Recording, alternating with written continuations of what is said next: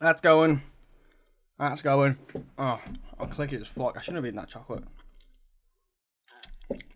Ah, it's a horrible sound. Horrible sound. Hello, And welcome to Max Level Games.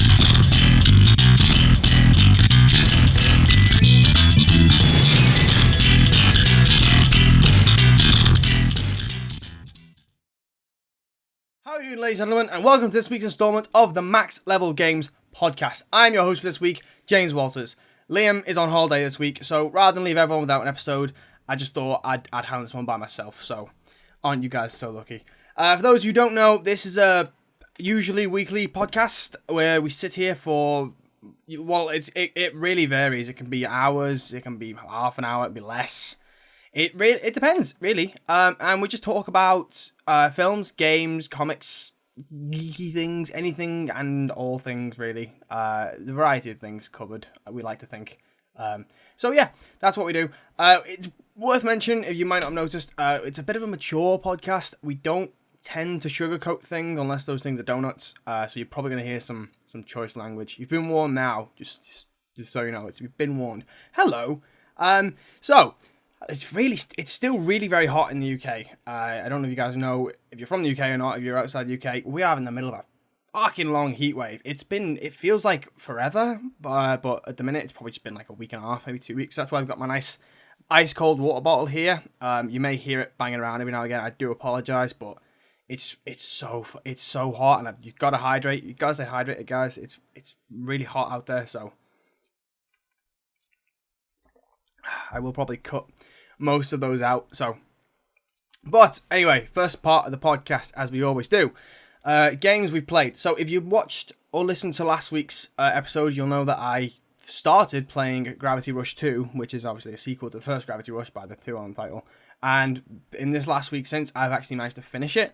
I finished the main game and the free DLC as well, the another story, Raven's Choice, I believe it's called, which is actually a lot shorter than I thought it would be, but also actually really good. It kind of gave you the power to play as Raven, and honestly, I thought I want more of that. I want to play, more of Raven as a character. I feel like her skill set is like, it's very similar to Cat's, but different in such a way that you want to explore it and try it out, because the best example I can give, and by the way, yeah, it's been a year since this game released, so on this podcast we have a rule. If it's been out for over a year, we do spoil things, so just throwing out there right now. When you play as Raven, whereas you have the gravity kick with Cat, Raven has like what can only be described as a spinning kick, but if you keep rapidly mashing the square button, it'll just keep going and going and going, and it can deal loads of damage. It will also drain your gravity meter really fast. So it's one of those double-edged sword kind of mechanics, but I really like it. You do get to play as Raven like once or twice during the main campaign, very contextual and stuff. But I liked the length of the DLC as it was. It also gave you a nice bit of backstory towards her as well, and also kind of pulled the heartstrings a little bit. I'm not gonna lie. I mean, the main game did that too. I should probably preface right now saying that I think it's brilliant. I think Gravity Rush 2 is everything a sequel should be. For one thing, they polished how it looks, because obviously the first was a PS Vita title. They made it look better. It's bigger. It's certainly bigger. Whereas the first game had one city with 4 islands, I believe. Now you've got sort of 2 cities, and the other city has like 3 or 4 districts, islands and stuff, which are like very vertical. So it's just generally a bigger game than the first one, and I think that's brilliant. The story itself, again, it's really, for some parts, it really tugged at the fucking heartstrings, I'm not gonna lie. And also, as well, I was kind of worried about this, because here's the thing with the story itself. As I said before, slight spoilers for this. Well, not slight, very much spoilers for this. You do about 20 episodes of story missions, spread across a few chapters, and then it's the end of the game. But then, they're like, oh, there's this mysterious golden woman who's appearing around the city. Go and find her. And I was like, okay, cool. So you do the citizens like conversation options, and you talk to them, and you find more information and stuff. And eventually, you catch up to this woman, and you start the real final chapter, or the real ending, which is like an extra 5 or 6 episodes. story missions and stuff, and you find out about Kat's backstory, you find out where she came from, and just everything really. And it really, I think for the most part, it was semi-predictable. If you'd played the first one, it sort of hints at it, and then the second game is like, yeah, here we go. Here is what we've been teasing, and the rest, really. So, but other than that, I do think it's just a good game. It really is. If you liked the first Gravity Rush, you will love the second one. And if you were curious about the franchise, play the first one and then give the second one a go, because it needs to be played. But I feel like without the context of the first game, you aren't going to get very much out of it in terms of connections with the characters in it, or at least a sort of pre-established notion of the world you're in and the kind of powers you have. So yeah, that's my opinion on Gravity Rush 2. Definitely give it a go. The next game I've played a few this week. I've finished about half of them. The next one is an odd entry in the list. It's a VR game. As you guys may probably know, I'm very fortunate to have a PlayStation VR headset. It's called Light Tracer. I picked it up for about £3. It was on sale recently, and I was like, it looks interesting. And it's a VR platformer, which it's a third-person VR platformer. If you can get third-person in VR, but you know what I mean. And I've always been curious about that kind of genre in the VR medium. It's like, well, how does this work so much? Like, I played the demo for a game called Moss, which I've still yet to actually play the full game, unfortunately. And I really enjoyed it, but that was using like the DualShock, whereas this game uses the Move controllers. So I mean, obviously, if you have a VR, you not that you should have a set of Move controllers, but most people who have a headset have the Move controllers. They're very expensive, a set, but you know they are kind of essential for most, if not all, VR games out there. It really depends what you kind of go for, but I digress. It's a VR third/first person puzzle platformer, and I have to emphasize the puzzle part of this because fucking hell, like, oh my god, some of the puzzles in later game, there's a nice, I'd say there's a nice curve in difficulty going from chapters 1 to about 4, and then 5, 6, 7, and 8 to a degree can just they go way off the fucking charts. Honest to God. What was it? I think it was in chapter 5. You had what was it? It was either 5 or 6. No, it was 5. I'm sorry. In 5, you had fucking gravity mess, because you have like in your right hand you have a wand that like directs a beam of light onto the floor. You have to direct this princess character through this whole tower thing to reach the top where the gods are. But that's as much I'll say about the story, because it doesn't fall into the 1 year mark. But the story's not really important, to be honest. So it's by the by, really. Anyway, you direct her around these puzzles. She jumps. Eventually, she gets a weapon so she can attack things. Which, side note, I don't like how the big button on the motion control, the move button, that's the attack button, and the tiny button is the jump button. I'd rather those be switched around, because in this game, jumping is more important than attacking, except when it comes to boss fights. But that's not important right now. What's important is it is a platformer, so you have to jump a lot, and I fell and died a lot. But the puzzles in this game are really hard at a point, especially because, as I say, with chapter 5, I believe it was 5, you just sort of do like it's split into 5 sections, 1, 2, 3, 4, 5, and the 5th one is always a boss fight. But in this chapter 5, which is my most annoying one, you have you essentially get onto this big platform with a single button you gotta press, 3 platforms moving back and forth outside. Not important. You press the button and this big like laser ring thing appears, and it's slowly counting down. And you notice all these buttons on the floor, and you're like, okay, well, some of them are golden and some of them aren't. And you're like, okay, so what do? You walk over to them, you stand on them, does nothing. You try hitting them, does nothing. And you're like, okay, so what on earth am I supposed to do? All while the timer is still going down and down and down. And you notice on the platforms there are enemies. You're like, okay, I'll go beat them up. Maybe they've got something to do with it. And when you do that, these like big yellow balls appear with numbers in it, with like either a plus or a minus. And you're like, okay, so what am I supposed to do with these? Do I hit them? Do I walk into them? I couldn't figure it out. I honestly could not figure it out. And me describing it now, people are probably understanding, oh, well, what? Maybe you got to do something with them, pick them up. And I'm like, I didn't think of that at first. I was sat there for, must have been at least 15 minutes trying to figure out, because eventually I noticed that the numbers on the floor, the buttons as they were going in numerical order, but where the yellow ones were wrong. And I was like, okay, well that can't make any sense then, because the gold ones are wrong. And then it twigged that. I was like, okay, so what if I pick up these number balls and try plopping them onto one of these buttons on the floor? And eventually, and yeah, that did actually work. You put on the gold one and you've got to add it up and all this kind of thing. But my main gripe with this puzzle is the fact that nowhere prior in that chapter did you have any sort of puzzle like that at all. As I say, I'm pretty sure that chapter was all about gravity, like shifting and stuff. And I was just like, this came out of absolutely nowhere. And it just really stumped me.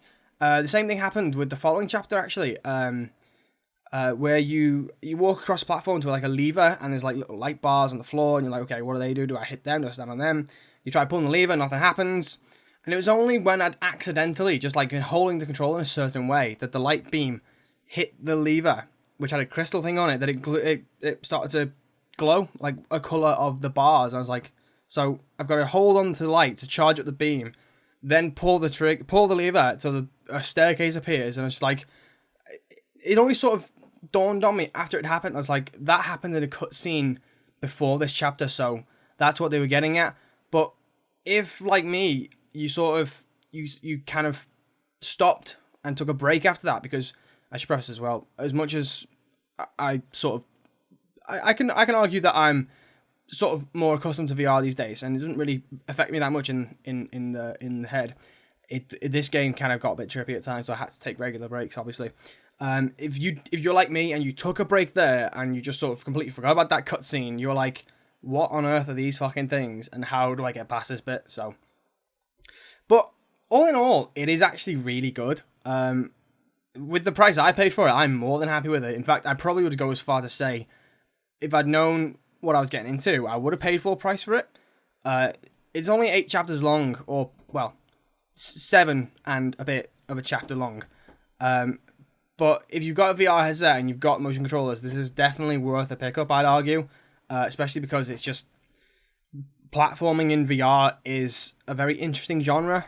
I feel like if there's more of it done right, then this is the kind of thing that can take off. Or at least people could grab more people's attention with VR as a platform. So, but sticking with VR, the next thing I played, or should I say, I reclaimed my save, because bit of backstory: a few weeks ago, even my PS4 broke, and I had to lose all my save files from like back in January or December time. The whole thing. I've been sort of reclaiming the saves I've made in that time. Farpoint is another one. It's a VR title. It comes with the aim controller, or at least with the version I got did. And it's the premise is you're essentially on an alien planet. There's these big spider crab motherfucking looking things coming at you all the time. And it's, I don't know how to describe it really. I talked about another VR aim shooting game previously called Arizona Sunshine. And, you know, for all that game's like rough edges, the tracking on the gun was pretty bob on. Like, I only had a few instances where it just sort of meandered off to the side a little bit, but I had to like recalibrate it as you do.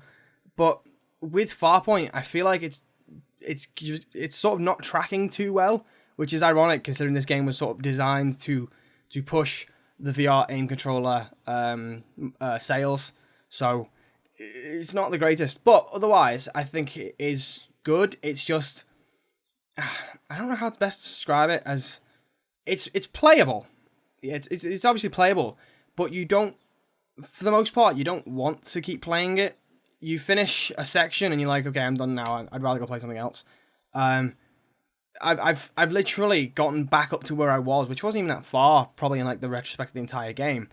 But I'm probably with the heat for one thing as well, because playing VR when it's this sunny is not a good thing. You are sweating buckets. I don't find the incentive to keep playing. I will eventually finish it, but it's not one that I'm like foaming at the mouth to be like, I need to get back home and play this game. Also, the little like basic enemy crab creature things in it are fucking terrifying. I will say that as well. I didn't the very first time I played when I first got it, I didn't realize this, but they jump at you.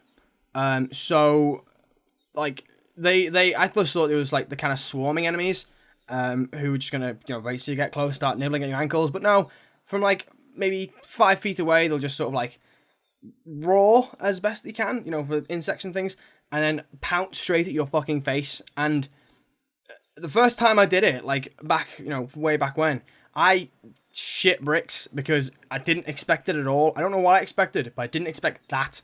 And when you have the headphones on as well, and you hear it coming at you, and you hear it from all sides, and you're like, oh god, where the fuck are they?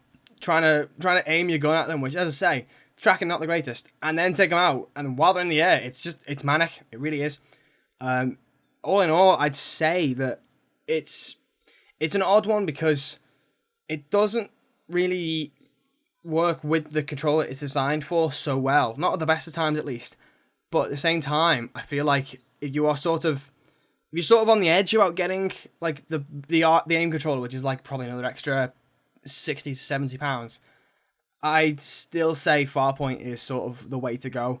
Or at best, just if you can buy the aim control on its own, and then get another game, maybe like Arizona Sunshine, or I've heard Bravo Team's actually pretty good. I've been meaning to play that. It's not a genre that I jump straight to, like shooter wise, but I've heard like with the aim controller, it's actually really fun. So we'll see about that.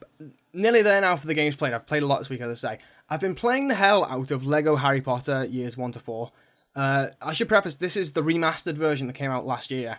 And the original game, this game originally came out in 2010.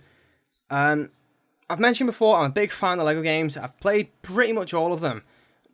Most I've finished 100%, with one or two exceptions. And I'd love to say that this game is one of those exceptions I haven't finished yet, because I don't know how to say this without sounding like a snob, but it has not aged well. Like, if you play the Lego games consecutively, you know that the mechanics in them get a bit more fluid, a bit more streamlined, a bit easier, a bit less clunky.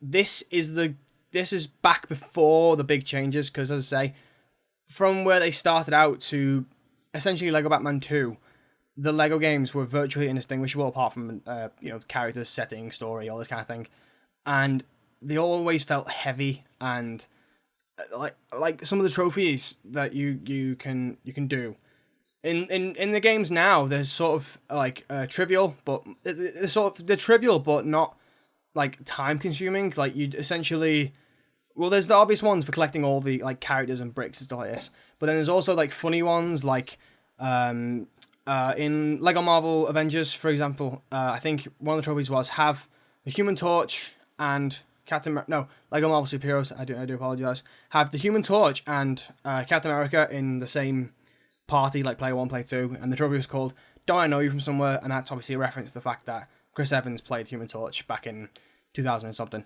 So, things like that, that's where the sort of the trivial trophies are now in terms of Lego games. Whereas back then, or at least with this game in particular, this shit like complete the Lego Builder tutorial missions, because they decided to include a create your own Lego games mode in this game for some reason. And other things like have all a certain type of character, and just other ones as well, like defeat 20 spiders as Ron, because obviously in Harry Potter stories, Ron's afraid of spiders.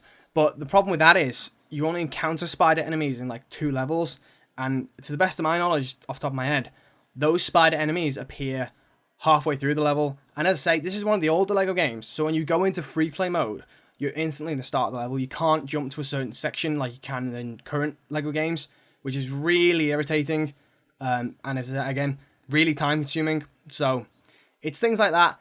For the life of me, I am still so determined to just get it finished, just for the sake of saying I have finished it.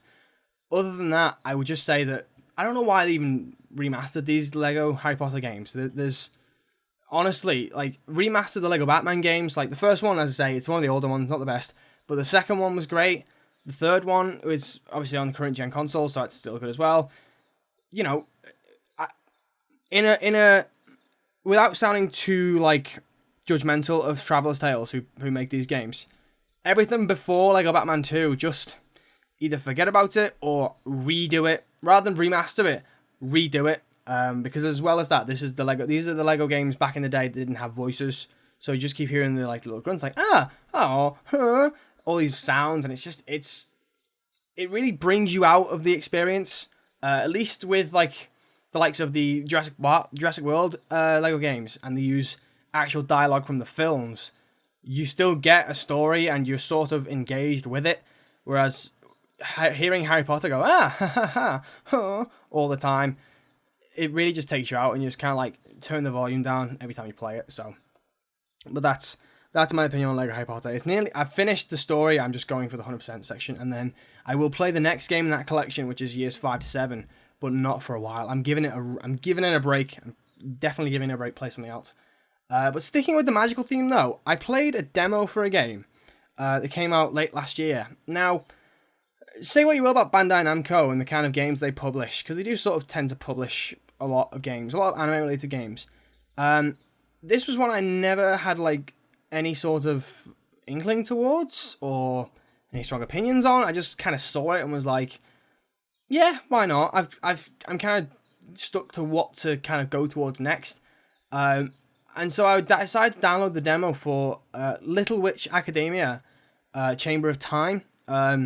Which when I got into it, it's a 2.5D side scroll beat 'em up. Is the best way of putting it, with like a free roaming environment on the outside. You do the dungeons, in the side scrolling beat 'em up thing, and then you explore the Academy of Luna Nova outside. And it's the kind of demo whereby it's essentially the first however long of the game, and then if you were to purchase the full game, you can just carry straight on with it. So I do have a save file, whereas if I decide to get this game one day, I can just carry on with it or just start afresh. So it's entirely my decision if I buy the game. As to if I would buy the game or not, I can't say if I would or not, because there's a few factors in there that are sort of I'm on the edge about, really. The first is the genre itself, the 2D, 2.5D beat 'em up style thing. I've never really been a fan of it. But because this has the social element as well outside of that, I am curious about it. The second problem I'm having is the full price of it, because I'm not sure how lengthy this game is, but it's like in the £50 marker, which in my opinion is the stuff for like the God of Wars or the Uncharted's, or the big, fucking gorgeous, expansive, huge AAA titles of games. That kind of price mark, I'd be like, yeah, that's understandable for that kind of game. Whereas this, I'd say it's at least maybe 30, 25 at a push. But I could be wrong in that opinion. But that's where I kind of stand with this game as it was, or the demo as it was.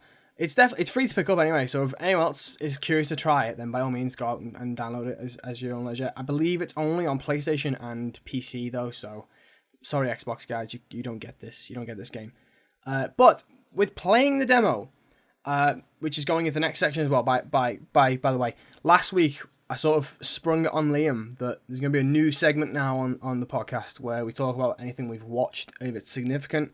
Not like, oh, I watched the newest episode of Kari and I thought it was pretty good. But like, if we watch a series or we watch a film we want to talk about, we'll discuss that now after the games we played. What have we watched this week? So yeah. So what I've watched this week, as I say, with playing the demo of Little Witch Academia, I decided I'd give the anime a go. I'm about 10 episodes in now, and it's I'm not sure how to describe it really. I like it. I'll say that much. I do like it. I can't really get into any specifics as to what I like or what I don't like. I was around episode 6 or 7, or maybe even 5. I was starting to get a bit annoyed because the whole premise is the main character, Ako. She wants to be a witch so bad, but she's not like witch-born and has no magical prowess. She basically sucks at any kind of magic she tries to do in the show. She can't even run a broom as well, which is part of her character as well. And for those first few episodes, I was like, okay, it's getting a bit annoying now, the fact that she can't do anything, whereas everyone else around her can at least do something, even if it's not the most perfect spell performed. They can still do better than she can, and that really annoys me. That could just be me there, but that's as I say, that's how I was interpreting the show.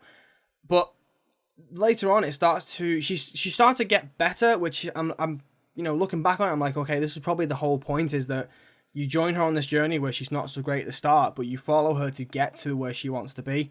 I believe there's about 25 episodes of the show. So I'm, again, about 10 episodes in. I am enjoying it though. It's definitely worth a watch. I'm watching it dubbed as well. I should probably mention as well, I was curious on this one to decide between watching subbed and dubbed, because the game itself, the Chambers of Time game, that's only subbed. There is no English dub, at least not at the time of recording this. So I was kind of thinking like, oh, should I watch the show in sub just so I've kind of got a bit of a connectivity with the game? But I've decided to watch it in dub because it's just a bit easier, really. So, but other than that, I've watched. This probably isn't going to be much news in terms of a release. It's not a recent release. Well, neither was Little Witch Academia, but still, I finally got around to watching Star Wars Episode 8, The Last Jedi, which you may be able to see that behind me. I have I got a calendar bought for me at Christmas of the Star Wars Last Jedi film, but I hadn't even seen it at that point, and I've only just seen it. We're 7 months into the year. It came out in December, and I've only just seen it. It's the same. It kind of fell in the same boat as Justice League for me. I was sort of curious to watch it, but I also heard things, and I was just like, I'm not that intent to watch it anymore. And take that how you will. I've still not watched Justice League. I'm not going to. But with episode 8, I can't see why it got so much of a divisive reaction, if that's the word to use. Because everyone I asked about this film, they either loved it or hated it. There was no one in between in terms of the people I spoke to about this film. People either loved it, they thought it was brilliant, they thought, I can't wait for the next one. Whereas people like, this was utter shite, a complete insult to the Star Wars fan base, don't give it your time. And then I finally watched it myself, and I'm like, I don't see why people hated it so much. It was actually pretty good, I thought. I don't love it, but it's not awful either. So I don't see where people hate it so much. Like, maybe someone could tell me why they hate it so much. I'd be curious to hear that. But in terms of my own viewing experience of it, I didn't think it was that bad. I thought it was pretty good, actually. There were times I was just kind of getting engaged with it. I was like, yeah, go on, lads. I'll say no more than that, but, proper get into it. I'm definitely curious to see the next film in the line, which is supposed to come out next year. But other than that, there's not really much to talk about, to be honest. It's Star Wars, so if you're a fan of Star Wars, you've probably likely already seen this film. And if you're not, I'd say watch episode 7 if you haven't, and then watch this one, obviously, for continuity stuff. But other than that, I just think it's a very solid entry, really. I've still not seen Solo either, but that's, again, not one I've really had on my radar to watch. So, but that's about it. That's all for things that I've seen this week.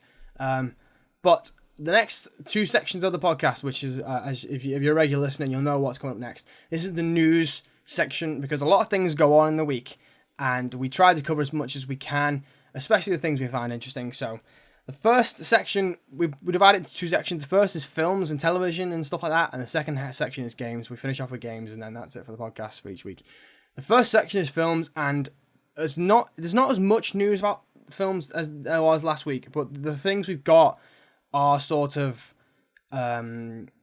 can go other places, or at least can give us a bit of a talking point to go off of.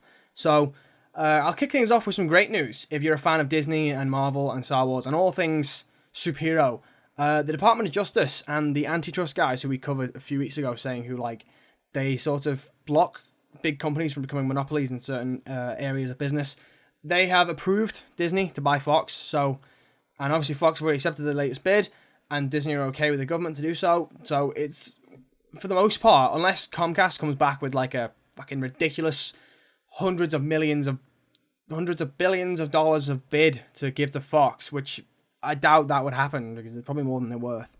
Then it's pretty much safe to say that Disney is going to buy Fox in the coming year. But I should mention as well, they did have to edit a few things in the contract or in the assets they were buying, really. Because Disney owns ESPN, which is a big sports network, and Fox also has sports networks. Because owning all of those networks under Disney's banner would actually give them a monopoly over the over any sports networks. I guess I'm not a sports guy. They have had to take those out of the contract and I believe sell them off again. I don't know the details, like the fine details of the arrangement, but that's essentially what they've sort of had to cut out of the deal, is like cut out the sports, and the Department of Justice went, yeah, no, this is all good now. So it's a case of they'll go over it in like federal court, and then it's just a case of where and when are we gonna get all those nice, lovely Fox assets in our Disney products. So they're going to get a lot, though, because I believe Predator is owned by Fox. The Avatar series is owned by Fox. Well, X-Men and the Fantastic Four and Deadpool are owned by Fox as well. So The Simpsons and Family Guy are both owned by Fox. So Disney's going to get a shitload of stuff, a lot of franchises from this merger. So we'll see how that pans out. It'll probably take a while, though. Like, predictions are that it'll take until summer of next year to fully flesh out everything and then tick all the boxes that need to be ticked. So it's gonna be a while, but we'll just have to wait and see, guys. The next thing on the list is interesting. It's the Wonder Woman sequel that has been announced, coming out, I believe, next year. It's called Wonder Woman 1984 rather than just call it Wonder Woman 2. And depending on what you thought of the first one, you'll be excited for this one. I thought the first one was pretty good. I'm probably going to see this one too. They've announced, though, that the sort of villain role in this film is Cheetah, who is one of Wonder Woman's bigger enemies. I'm not too certain on her backstory, really. But yeah, Cheetah is in this film, played by Kristen Wiig, who I believe she was in Bridesmaids. She's a big SNL actress. She was also in the female Ghostbusters, but we don't talk about that because it was an awful film. So she's in it to play Cheetah, and they've actually released images of Kristen Wiig's character on set. Now, I don't know. I assume in this film we're going to see her become the Cheetah, but this image they show, and she's still just a normal human at this point. And as far as my knowledge goes, I don't believe she has like a bit of a transformation power-esque thing. I could be wrong on that. If I'm wrong, please correct me. But this thing they've shown must obviously be from before she's gotten those powers. So yeah, it's not much news really. It's just a case of here's some images showing off Kristen Wiig's character in the new Wonder Woman film coming out next year. So that's all that is really. But other than that, this is an odd bit of a story really. It's casting news. Now, Liam and I have spoken before about all the Spider-Man spin-off films that Sony want to make. They've obviously got Venom coming out this September/October, and they've had plans for Silver and Black, which is still a Silver and Black Cat film. There's also, I believe, there's another one as well. Actually, Silk. We've recently talked about making it Silk as a film, which I'm thoroughly against because it can't really work without Spidey. But another one they've wanted to make is Morbius Living Vampire. And they've also kind of cast Morbius as well. He's been confirmed to be playing Morbius. And that's Jared Leto, Leto, however you want to pronounce that, who obviously most recently played the Joker in the Suicide Squad film. He's going to play Morbius the Living Vampire in the Morbius film. He's not a villain I know most about in terms of Spider-Man lore, but he's sort of more of an anti-hero as far as I'm aware. And I feel like this is the kind of anti-hero / villain they could make into a film protagonist, because he shouldn't really require Spider-Man to be there to have a full fleshed out story with a bit of a character arc and all this kind of thing. Venom, though, I'm still on the fence about Venom. Still on the fence. We'll see how that goes into September. But yeah, so it's, as I say, Jared Leto's playing Morbius. It's going to be directed by, I may mispronounce this, so I'd apologise, Daniel Espinosa. I believe he's Swedish or Scandinavian or something like that. He's European. He was the director of that film Life that came out last year with Ryan Reynolds and Jake Gyllenhaal. He's going to be making this film, and Jared Leto's going to be starring in it. So we'll just have to hope on that one. I'm not holding my breath because, as we said with the Venom film, as we said with Silver and Black and Venom, Silver and Black has been put on hold production-wise. They haven't even cast anyone in that film as far as I'm aware, because the reception to Venom hasn't even come out yet. So if that film flops, then I don't know if Sony. They probably will carry on knowing Sony because they're stubborn like that. But they may just like look back away from making all these spin-offs and just be like, okay, Marvel, just take these guys and do whatever with them because we can't get it right. In the most ideal world, that would happen, but that's, as I say, it's probably not in the cards. We'll see. I really want to see how Venom plays out, because, as I say, it's a character that I do not see how they can make him without Spidey, but I just hope they explain it well in the film. I don't know. We'll see. Sticking with Venom, though, Tom Holland has been questioned recently about what kind of villains he wants to face off against in the films, in Spider-Man films, like the future ones he does. And he's mentioned he wants to face off against Venom, which is obviously it's no big shock. I think Venom is the most popular Spider-Man villain, especially from like the cartoon days in the 90s. Everyone loves Venom. I love Venom. He's my favorite Spider-Man villain. I'd love to see him done right, like not Spider-Man 3. That is not Venom. The Venom we got now, he looks pretty sick. I want to see what they do with him though. Tom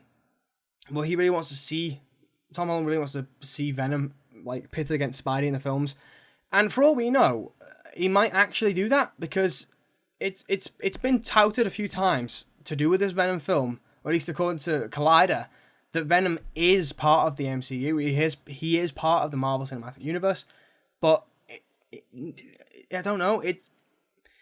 I feel like I don't know if I want that. At least I don't want it to be done by Sony. That's kind of what I'm getting at. I don't want Sony to sort of.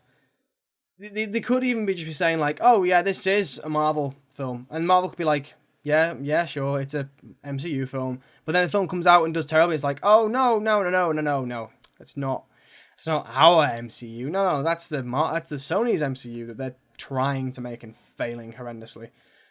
I think that's the most safe bet. I think that's what they're going to do anyway. As much as people really want to see Spidey show up in the Venom film, I'm not holding my breath. Obviously, the rumours have been flying that Tom Holland has appeared on set. True or not, no idea. I really can't say. But that's all we got from that in terms of the Venom film. Marvel have said with Spider-Man films, they don't really want to tread on overused ground. So, like, the villains that appeared in the other 5 Spider-Man films, 1, 2, 3, Amazing Spider-Man 1 and 2, I don't think we're going to see them for a while at least. So like Green Goblin, Doc Ock, Venom Sandman, Electro, and Rhino and Lizard, those characters, which arguably are some of the most high-rated characters, villains of Spider-Man's, we're probably not going to see them in the Marvel Cinematic Universe for a good while, which is why we got the likes of Vulture in the first film, Scorpion made a bit of a cameo thing, and we've got Mysterio in the next film. So I don't know, the villain situation with the Spider-Man films is complicated. So I really want to, I just want the films to come out. I want to know more about these films. I can't wait to watch them. So yeah. But speaking of the Spider-Man 2 thing, we have a few things to talk about with Spider-Man 2. The first thing is when it's set. The film it's sort of been unofficially confirmed that it is called Far From Home. There was a Tom Holland leak on Instagram saying that it's called Far From Home, and then Kevin Feige has made comments about the title saying that it has multiple meanings about Far From Home. So it is essentially called, it's pretty much, as I say, confirmed, unofficially confirmed that it's called Spider-Man Far From Home. It's set during summer vacation, and Peter is going abroad. He's going overseas. The other rumors we've heard are that other heroes might appear. Now, to specify, it's not to do with the Sony Marvel deal where 2 MCU characters have to appear, but I think it's sort of newer ones might make an appearance. Obviously, the MCU ones will show up, but there are newer ones that have been teased. I believe the quote just says a femme fatale character is going to be in this film, which my money is kind of on Black Widow. Black Cat. So many superheroes with black in the name. I hope Black Cat makes an appearance in this film, but at the same time, I'm curious because Peter's supposed to be quite young, and are they going to introduce an older Felicia Hardy, or is she going to be the same age as Peter? Because if they're the same age and she does all the risque shit she does in the comics, that's going to be a bit inappropriate. That's an odd one, but that's all we have so far is a femme fatale character. And other people online have speculated. There's a channel called Comic Book Cast. It's a podcast page on YouTube and other platforms too. I recommend you go check them out as well. They mention how Captain Britain. They think Captain Britain might show up. I didn't know this until recently, but Captain Britain is actually a hero that Marvel have wanted to introduce for a while. How they would do it, and to be quite blunt, why they would do it, I don't know. Although saying that, they had this, it was probably the same reaction with Guardians of the Galaxy. Like, no one knew who they were, and then they showed up and stole the spotlight as it was. So if they can do the same thing with Captain Britain of all people, then yeah, by all means, go for it. So people think he might show up because obviously, as we say, Peter is leaving the US. He might be coming over to London because obviously a lot of it was shot in London, the Spider-Man sequel, or planning to be shot in London. So, yeah, perhaps we'll see Captain Britain. I think they've already said like who might be playing him. Or at least they've had suggestions and rumors around who they'd want to play Captain Britain. In some fan art I saw, it was Christian Bale of all people playing him. So I don't know. That's one to keep an eye on, is Captain Britain. More Marvel news. We have a few more bits of Marvel news for the film section here. Doctor Strange 2 is pretty much sort of confirmed, because Kevin Feige was saying whenever we do another one, which we will do, it will be essentially set after Infinity War, probably a few years after Infinity War, when Doctor Strange has become more of the cosmic interdimensional protector of Earth that he's supposed to be. I'm not sure my mythology there, but yeah, essentially him being better than what he was. He'd be more far along with how powerful he is or how much he knows. So that's kind of news on that. Other news is to do with the TV side of things. I believe it was Jeff Loeb who was asked, of all the Marvel heroes you could bring to TV, who would he be? And he mentioned Moon Knight. Now, Moon Knight is a bit of a Batman-esque character for the Marvel side, except he has schizophrenia. I believe that is the right term. He has like multiple personalities, and his name's Michael Knight or something like that. I think. What am I thinking of? Knight Rider? I'm not too sure. But he has like split personality disorder, so I think that'd be an interesting one as a TV series. And also, Robbie Reyes as Ghost Rider has been sort of teased. Essentially, what's been said is stay tuned, like for these characters. That's it. Just stay tuned. I haven't watched Agents of S.H.I.E.L.D. with Ghost Rider in, but from what I heard, it was a very good portrayal of him. Now, as far as my knowledge of Ghost Rider went before that, I just knew Johnny Blaze, the original Ghost Rider with the motorbike. Robbie Reyes is essentially in a car, I believe. I'm not sure what car because I don't know cars, but that's his Ghost Rider is the car. And as I say, we could see more of him, like in the TV, like in the Agents of S.H.I.E.L.D. show. Whether it'll be the same guy, I have no idea. We can just only hope. If people have seen the Agents of S.H.I.E.L.D. season with Ghost Rider and they like him, then maybe he will be brought back to play him if they do eventually make this show. It's a case of stay tuned. Moving on the film side of things, Ant-Man and the Wasp is coming out soon. I believe I think it's actually a month today in the UK. It's coming out in August here in the UK. I think it's already out in the US, or it's about to come out in the US. It's been certified fresh on Rotten Tomatoes.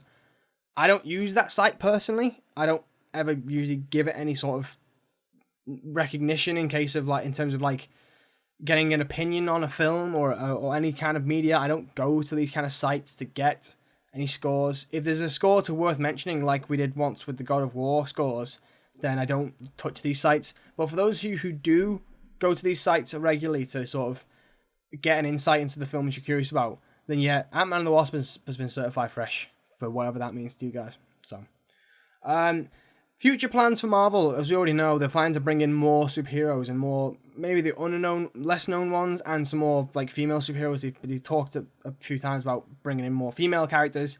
One female character that they have their eye on at the minute is Miss Marvel. Now, don't get confused with Captain Marvel, who is coming out next year. Ms. Marvel is sort of a newer addition, relatively new addition to the comics. I have actually read the first issue First volume. It's with my other comic books upstairs. Her name is Camilla Khan. She's a Muslim American. She's a big old fangirl. Really, she's a big old nerd character. Who obsesses over the superheroes. She loves Captain Marvel, and when Captain Marvel used to be called Miss Marvel, she is an Inhuman who gets like there's a whole story in the comics where like this mist appears and turns people into superheroes. She's part of that crowd, and she essentially takes on the mantle of Miss Marvel. So they're looking at her in the future because you can't introduce her now until you've introduced Captain Marvel, because she is like such a fan of Captain Marvel. I think they'd have to establish Captain Marvel for a while before they think about introducing Miss Marvel. Like if maybe a Captain Marvel sequel, maybe this third one. I don't know, maybe another big ensemble film. They'll sort of tease that Kamala Khan exists. I really don't know. But in terms of the character itself, it's complicated. I didn't hate the character. I don't dislike her at all. I think it's a very solid character. But the comics themselves, I don't like because the art style is so. It's very simplistic in times, and I'm not a very great drawer, but I could probably draw just about the same exact images in that comic. Like sometimes the further away they are, the faces will be like the fucking ditto face with 2 dots and a smile, and that's really off-putting. But that's just my opinion on the comic book. So if you're a fan of Ms. Marvel as a character, then you might be excited to know that she will eventually be in the MCU. It will probably be a while though yet, so don't hold your breath. The last bit of Marvel and Avengers news is it's about Avengers Infinity War, which I'm actually pretty sure is actually still in theaters right now. It's been out for over 2 months, so it's ridiculous. And it's also just keeps making so much fucking money. And according to the directors and stuff, the film is already very long. It's 2 hours and 40 minutes according to Google. They cut out 30 minutes of footage from the film, and apparently a lot of that has to do with Thanos. Like more of his backstory, a bigger insight into who he is as a character and his motivations and stuff. They cut out 30 minutes, so in total that film should have been 3 hours and fucking 10 minutes long, as if it wasn't long enough already. Which I'm not complaining about. It's a great film.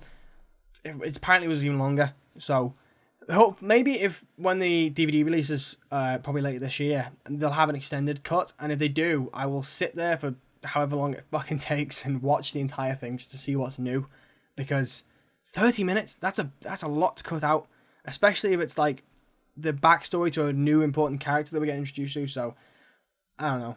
I hope we just get announced a release date soon for the DVD and such, but we'll see on that one. And the last bit of film/television news is DC news. So anyone who's been tagging along so far is a DC fan who's not been very happy because of all the Marvel coverage. Well, here's some DC stuff for you, and it's a big one. This is a big story to look at for DC. Marvel and DC have sort of, or at least Disney, to a bigger extent, they've sort of had their eyes on streaming services for a while, like creating their own streaming services. Now, DC have actually come out and announced theirs. It's called DC Universe. It's supposed to be releasing sometime later in the year, but there's a beta supposed to come out in August. In America only, I should preface that first. This all is like just for America right now. So, if you're a UK,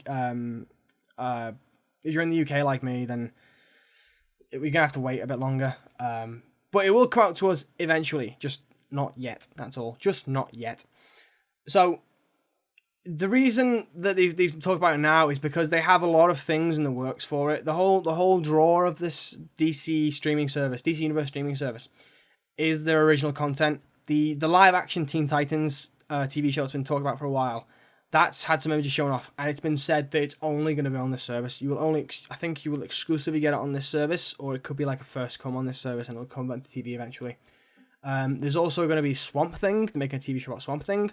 Young Justice, which I believe is a cartoon series that has been renewed for a 3rd season to much fan excitement because they love it. I've not seen it. That's going to be on there too. There's going to be a Harley Quinn animated series on there as well as a series called Doom Patrol, which the DC fans will probably mean more than it does to me. But not just the original content you're going to get on the DC Universe streaming service. You'll also get older things as well. The much loved Batman and the animated series That's going to be on there. At least the first 2 seasons are going to be on there, all polished and nicely looking and stuff, and HDized, whatever, HD. And the old Superman film is going to be there. Now, I think they specify which ones. I can't, on top of my head, I can't remember which ones. I don't think it's the Christopher Reeve ones. I think it's the earlier ones than that.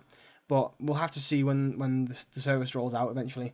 But not only are you getting TV and films, apparently there's also going to be a rotating library of comics each month. And it's going to be a whole variety of titles from all the way back to Action Comics 1 to whatever the fuck they're working on now.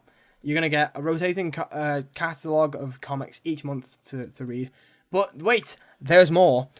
An encyclopedia. They're going to incorporate into the app an encyclopedia of all things DC, which can be curated by fans who can, submit things, edit things. Essentially a Wikipedia for DC. An entire Wikipedia for DC on this app. If all this sounds exciting, then, good. I'm glad you're excited about this. It's, as I say, at the minute, nothing in the UK in terms of dates and such, but in the US, you're getting a beta in August, and there's no prices yet, though. No one has any price. All of this, it sounds very enticing, I must admit. I'm not the biggest DC fan, but I feel like I would get, if I was to get into DC, I would start here. The problem is as well, though, for all you fans of like the CW shows, so like your Arrow, your Flash, Supergirl, is it Legend of Tomorrow, I believe, as well as CW?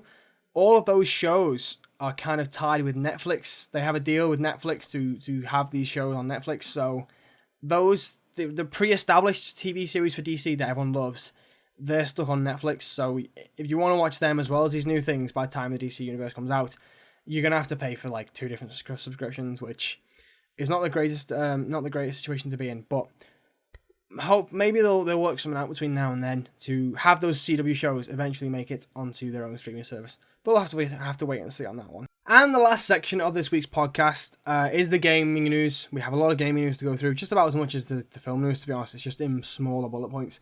So the first thing to tick off of, it's the start of the month, is the start of July 2018. So the first thing to mention is the free games we get. So as you guys may know, if you're a PlayStation Plus subscriber, you get free games every month, and if you're a Games with Gold subscription on Xbox, you get free games too.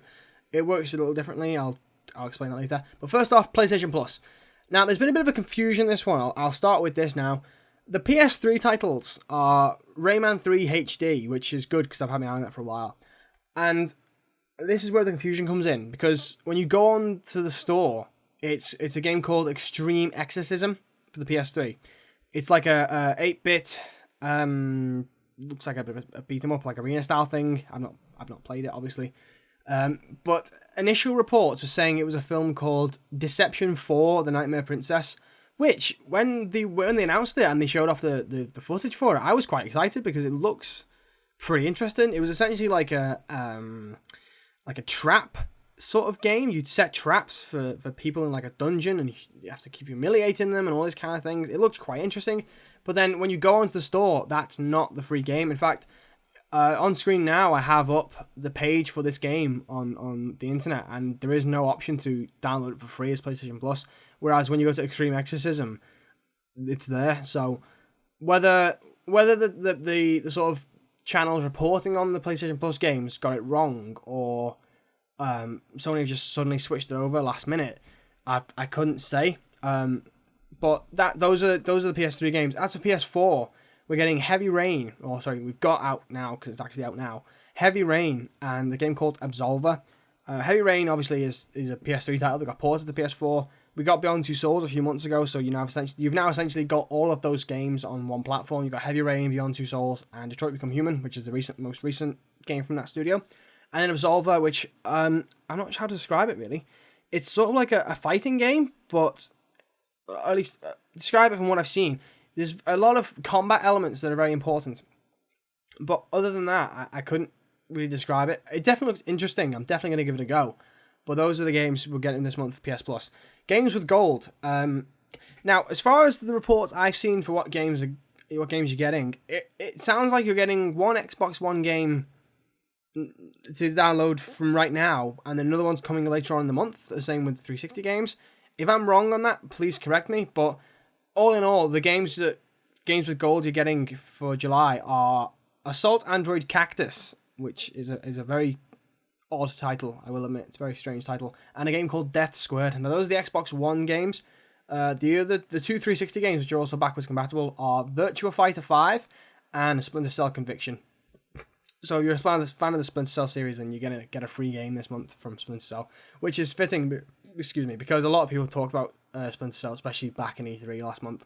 So, but moving on, Shenmue is a very old franchise. It was back on the Dreamcast games. I never played these games.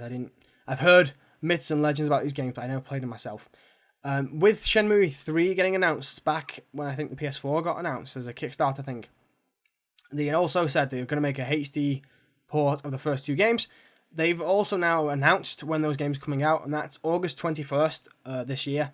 You can get the first two games. I think it's going to be like a £50 kind of price point. I'm not sure. I'm not even sure how big these games are, but I know they have like a bit of a history in terms of being big games, or at least at the time when they came out on the Dreamcast, they were the top end of graphics back in that era.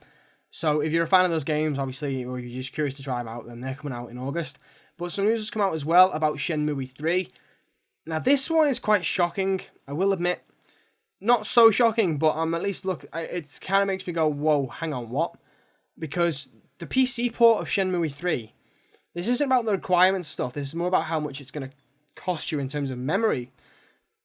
It's being said that Shenmue 3 is going to be 100 gigabytes worth of data on your PC if you get it on PC. Let that just sink in for a minute. 100 gigabytes. Most of the big games now, especially on like the consoles and stuff, like your Destiny or like even Doom, they get to like the 60, even sometimes the 70 gigabyte mark in terms of how big they are file-wise. But 100 gigabytes? Fucking hell. I'm not even sure that's going to be on the consoles as well, but if that is, at the minute with my system being a 500 gigabyte hard drive, that's going to take up most of my space. That's 1/5 of my hard drive gone to this game if I was to get it. That is a big install, so by that, the game itself must be huge. It's still no release date though, unfortunately, but that's all we've got so far with Shenmue 3 is how big it's going to be, and that's fucking huge, man. And that is what she said. Moving on, a Marvel game for VR is something that I remember being mentioned a while ago while it's still in like a beta phase, but it has a release date now. It's called Marvel Powers United VR. It's coming out this month, the 26th of July. You can pre-order it now in the Oculus store. It's an Oculus Rift title. It's not like a PSVR and stuff. They may port it eventually. I really don't know. It depends how the game does.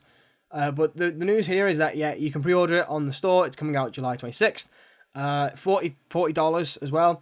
And they've also said that the next character they've announced, the 8th playable character according to reports, is Black Panther. So you can get to play as Black Panther in the game. The goal is to have a dozen, or at least over a dozen playable characters, and so far the characters we know are in the game are Thor, Hulk, Deadpool, Rocket Raccoon, Captain Marvel, Black Bolt, and then a character called Crystal, who I'm not too familiar with, so we'll find out when the game comes out later this month. A bit of exciting news for all you Left 4 Dead fans out there. The guys who made Left 4 Dead, Turtle Rock Studios, they're working on something new. They're working on a new game in a, quote, globally known franchise. Could it be Left 4 Dead 3? That's the first thing everyone's thinking about is, oh my god, we're getting Left 4 Dead 3. But hold your horses on that though. I imagine that's what they're going to do, if anything else, because I'm not the only other game I know they've made is Evolve, and Evolve, it tanked, for lack of a better word. It came out at like £50. It came out like full price, and then it was so poorly received that it became free to play for a while. Not long after that, and in fact, I think sometime this year the servers are closing down as well. And since it's an online game, then the game is essentially dead as far as I'm aware. But I digress. So they're working on something new, as I say, a globally known franchise. There's been a job posting. They want a designer to work on, again, quote, an unannounced AAA title. They want experience with a modern FPS engine and a competitive FPS engine. So the thing is, all these hints are pointing towards Left 4 Dead 3. I'm not even the biggest Left 4 Dead fan. I like the games. I think they're pretty good. I haven't played them all to completion. I've sort of played them every now and again, like back at a friend's house back in the day. I thought they were good. It just sort of, it's pointing more towards Left 4 Dead 3 because not too long ago, Valve was saying they want to get back into making games, and then Turtle Rock come out and be like, oh, we're making a new game. So it's like everything points towards Left 4 Dead 3, but honestly, I would not get my hopes up. I would just hold back on that hype train. Take it all with a pinch of salt, because if they come out and be like, it's not Left 4 Dead 3, that's not going to happen. We all know Valve doesn't like the number 3. Then people are going to get disappointed. So that's the news itself. They're working on something new in a known franchise. But until they say anything official, guys, do not get your hopes up. Honestly, if you do and it's not Left 4 Dead 3, you're gonna be so disappointed. So just take it all with a pinch of salt. That's all I'm gonna say. And the next thing about an unannounced game is Rocksteady. Now, I have it up on screen here. They've allegedly hit a milestone. And other reports saying it's to do with this new unannounced game of theirs, but it's on Twitter. They said they've hit another milestone, so they're cooking up a storm to say thank you to the agency. They basically had a big barbecue, to thank the team working on this new game that's still not been announced. Possibly a Superman game. We don't know. We're not gonna find out for a while, unfortunately. But that's kind of what they're doing. They've hit a milestone, whatever that means in terms of the game development, the new game they're working on. They've hit a milestone.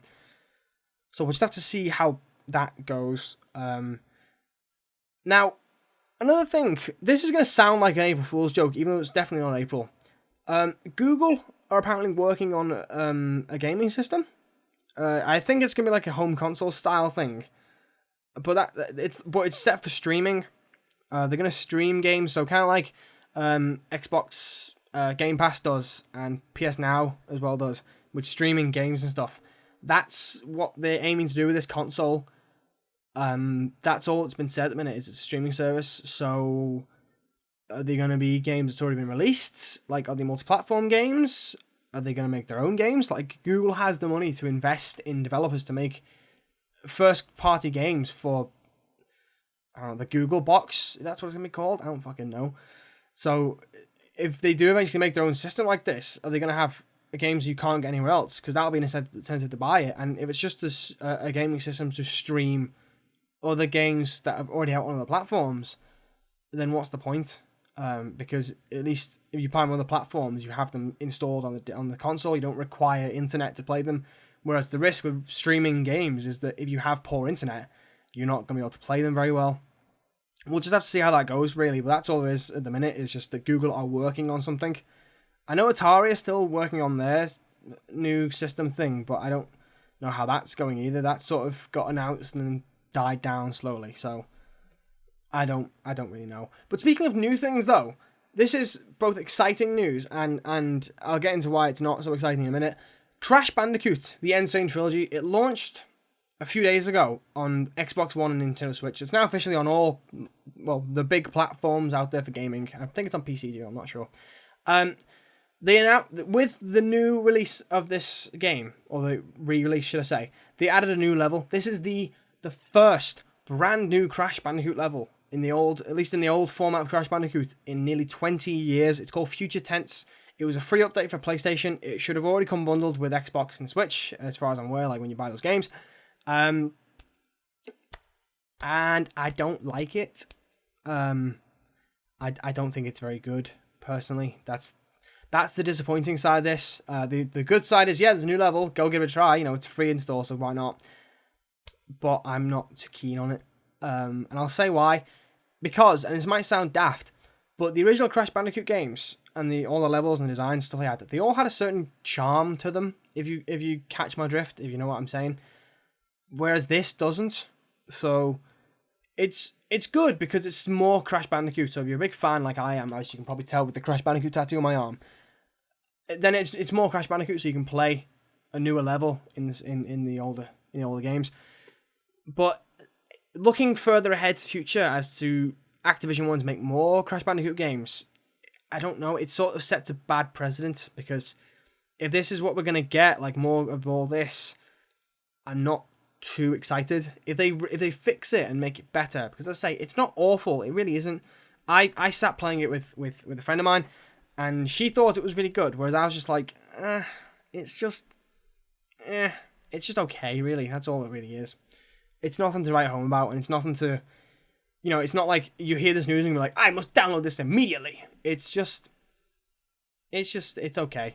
It really is okay. But I'm not the only one who thinks that. A lot of people online have been like, well, it's just kind of disappointing. I think that's the main thing, is it's kind of hyped up to be the new Crash Bandicoot game in a while, but it just doesn't live up to that expectations. And as I say, in my opinion, it doesn't have the same charm as the other levels. But give it a try yourself, see what you think, get back to me, we can discuss this. Moving on, we're nearly there now. Niantic Labs, who are most famous for making Pokemon Go, they're trying to make a new augmented reality technology. They have 3 sort of demos they've tested out. Go by the code names are Tonehenge, Neon, and Occlusion. I think that's how you pronounce it, Occlusion. So they're essentially, like, obviously, augmented reality is like seeing through a screen and seeing. If you play Pokemon Go, you know what augmented reality is. That's what they're working on here. More realistic, more involved. Tonehenge was a puzzle-solving game where you had to move and turn statues and all this kind of thing on your phone, essentially, but interacting in the real world as if it was there. Neon was like a shooting thing. You'd run around in a space, pick up orbs of energy and fire them at your opponents who are also in the space too, that kind of thing. Occlusion is, I think that's how you pronounce it again, it's to do with more Pokemon-esque things. You get a Pikachu and an Eevee, and you sort of hold your camera up in a space that you're in, and they'll move around it realistically. That's what they're trying to do. They're trying to make augmented reality more realistic, really. So either way, however you look at it, it's new, better technology of something we already have. So it can only be a good thing if they're going to expand upon it and make it more realistic and more engaging. It's new tech in the gaming industry, so what's to complain about, really? Speaking of new, though, if you're a big Bethesda fan, and a Fallout fan, and like I know Liam is, you're excited for Fallout 76, even though it's an online thing, you're probably excited for it. So the first thing I'll mention is the beta, which is set to come out soon, on Xbox first, allegedly, not on PlayStation. It's going to come out on Xbox first, and then come to PlayStation. You will have a save file, and then when the full game comes out, you'll be able to transfer that save file into the main game, which isn't really much of a shock. It's kind of standard practice at this point with demos and such, or betas. But it's just kind of nice for Fallout fans out there, I imagine, to know that if they do join this beta and spend so much time in it and create this beast of a character they enjoy and have a layout they like, then when it comes to the full game's release, they don't have to start fresh, unless they want to, obviously. So that's that. But then the next news is not so great. There won't be any crossplay, at least on the Sony side of things, for Fallout 76. As we know, it's a big online game, and Sony they've been in hot water recently with their stance on cross-platform play. We talked about previously how if you log into a Fortnite account on PlayStation and then try to log in somewhere else, you'll be blocked from logging in on that system. You can only play on PlayStation. So it's quite difficult. But because of this and the stance on crossplay, even though they're trying to sort of fix it, I emphasize on the word trying, they've sort of also, they're not playing nice with Bethesda. Todd Howard was asked recently about crossplay, and he was like, we'd love to do it. I'll paraphrase his first section, like, yeah, we'd love to do it. It's not doable right now because, quote, Sony isn't being as helpful as we want them to be. Once again, Sony and crossplay are not doing so well, and this is not, even if you're not a fan of cross-platform and you're an avid Sony fanboy who's like, they're allowed to, the console frontrunners in this current generation, this isn't a good thing. It's not. It's setting a very bad precedent for the future of games. Like, if I have a friend who has, say I'm wanting to play Minecraft or something like that on my PlayStation, I have a friend who only has on Xbox, and I want to play with them, I can't. Whereas if I had it on Switch and they had an Xbox, we could do that, and that makes no sense to me. Sony are sort of, they're so far to be blunt, they're kind of up their own ass right now when it comes to their console. That even though crossplay isn't a thing that I'm really concerned about in terms of, because I don't play online games, knowing that people who do and who enjoy it, they can't. I'm like, well, that sucks. They shouldn't be doing that. They should fix this shit, which is a phrase I like to use quite often, because at the end of the day, you're going to start alienating your fan base. If people who are looking into the current consoles know that Sony are being so tight-fisted with their online functionalities, then they're going to be turned off and go to one of the other platforms. And furthermore, since you have to pay for online online play on current generation consoles, you should be able to crossplay. That seems only fair, especially because you can have a variety of prices for PlayStation, and I assume a variety of prices for Xbox. At least with Xbox, you can, at least with Xbox you can then play with other systems, whereas PlayStation you can't. And especially since we're paying for the online play now, that is definitively, I don't think anyone can argue that is a bad thing. Even the most avid fanboys cannot argue that's a bad thing. You can't. It's they need to fix this. Not for me, but for the people who want to play online. They need to fix that, and soon. Otherwise, they're gonna have a massive fucking storm coming straight at them from all angles. But on slightly lighter news, Todd Howard was also talking about the future of Bethesda. So like the Elder Scrolls 6, that I think it's called Star Angel, so something like that. The next generation game they announced at E3, and the next Fallout game, which I assume is Fallout 5. So, assumedly, Fallout 76 is kind of like a spin-off sort of esque thing. The next one, they're all single player. So, I think people were worried with the talk of 76 being so online focused that they're sort of shooing away single player games, which, as I say, for me, who is more of a single player kind of person, and I know other people out there are as well, that's quite worrying. But no. He said no, those games will be single player. They will have online social elements, but they just haven't really thought about those yet. They're focusing on the world, the characters, the stories, however you want to put it, which is obviously the best step forward in my opinion. So that's news for that on the Bethesda side of things. Slightly less exciting news, especially for me, as I'm such a fan of this franchise. The Kingdom Hearts 3 is, well, for one thing, it's coming out next year, so I'm excited about that. But there's been lots of demos recently. There was demos at E3 people got to play. There was the Square Enix Kingdom Hearts premiere event last month that special media outlets got to go to and play the game. Unfortunately, Square Enix don't plan to make or release a public demo, like on the store or a trial version, because it apparently just takes a lot of effort, and right now they're focusing on making the game, which, I'm excited about that. I'm excited they're focusing on the game to make it the best thing they can be.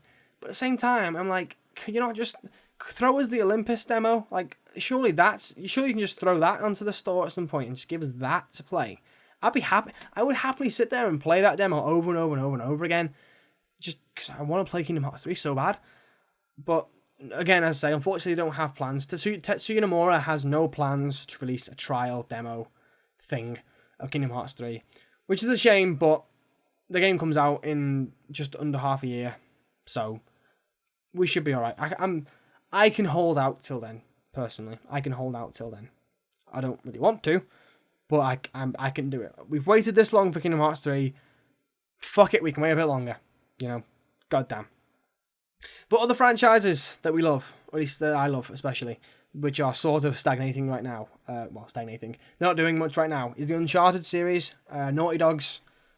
Well, one of the apart from Crash Bandicoot and Jak and Daxter, Naughty Dog Uncharted was the franchise that put Naughty Dog on the map in terms of for a lot of people.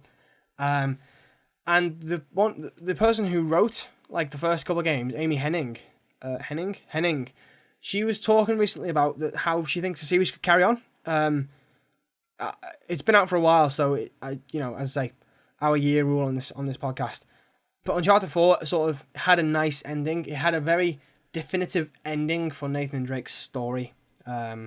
He stopped adventuring. He got married to Elena. They had a child. They bought an island because he was rich as fuck. So it had a very definitive, nice ending for Nathan Drake. But she was just saying how, if they want to make more games, she thinks, well, there's other places they could go with it. Some of the like examples thrown out there were like flashback stories, so you could tell stories of Nate in his younger years. But in my opinion, I don't think that's so I don't think that's like the most appealing because we know what happens at the end of Nate's story. So anything before that, it has no weight or consequence to Nate's life because we know he's going to survive, if that makes sense. But that's just my opinion. You could also do stories with Cassie, who is Nathan Drake's daughter, Nathan and Elena's daughter at the end of Uncharted 4. Like, when she grows up, she follows in her dad's footsteps. Who knows? Or you could even go with Sam, Nathan Drake's brother, who was introduced in Uncharted 4. You could do a game about him. That could be fun, you know, because I'm pretty sure he's still adventuring with Sully. Who knows? But that's just all. These are all examples of where the series could go from where it is now. Which, as I say, I love the franchise. I'd happily play more games if we were to make more games, as long as they're done right. So these are just examples of where the series could go, according to Amy Hennig, who basically created the first 2 or 3 games of Uncharted. So take that how you will. And finally, the final bit of gaming news this week is a good piece of gaming news. For those of you who know about Australia, I mean, how could you not? It's a pretty big country. And they're very strict with the censorship laws and the restriction laws and these kind of, if a movie's rated R, then more than likely or not, it's going to be banned in Australia. Think of like Manhunt, like the game Manhunt from back in PS2. That was outright banned. The game Hatred was outright banned.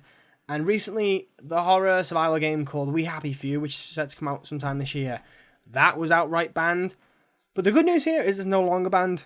It is going to get an official rating, and it's going to release in Australia, just like it will alongside the rest of the world.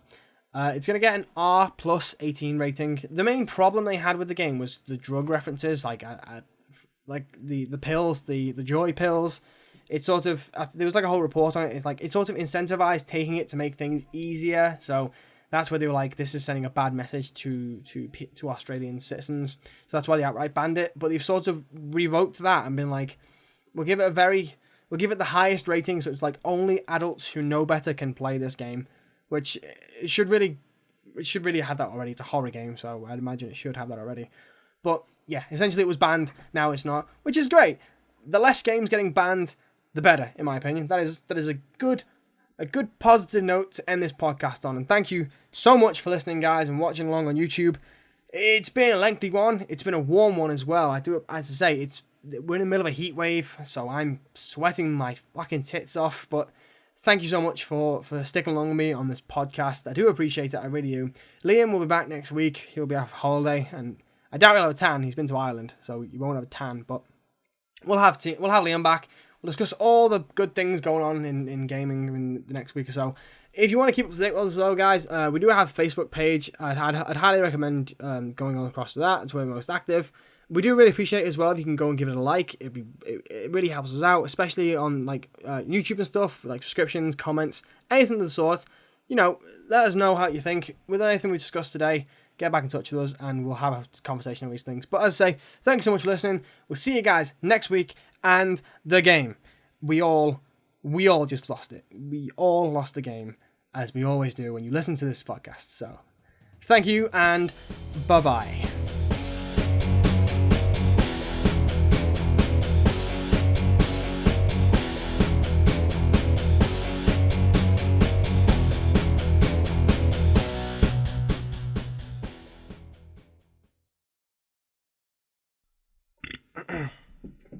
Oh my god, it's so fucking warm.